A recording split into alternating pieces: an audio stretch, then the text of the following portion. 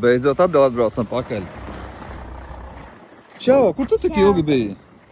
Skolā biju, aizgāju nagus taisīt un skrofas un vēl aizrunājos ar draugiem piedāt, ka tev bija mani jāgaida. Jo, cik nopietna dāma. Pasties, novērtējam, kādēļ piestāv šāds aparāts, ar ko braukāt uz skolu un pie druškām uz nagu saloniem, vai tomēr šis aparāts vairāk ir īsto veču aparāts. Aizdīji sadalīt man līdz mājām? Jā, protams.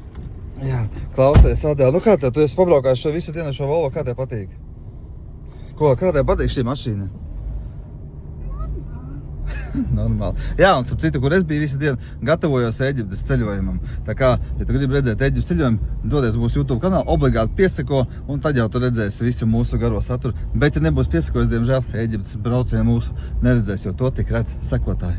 Adelīt, lūdzu uz mājām mani.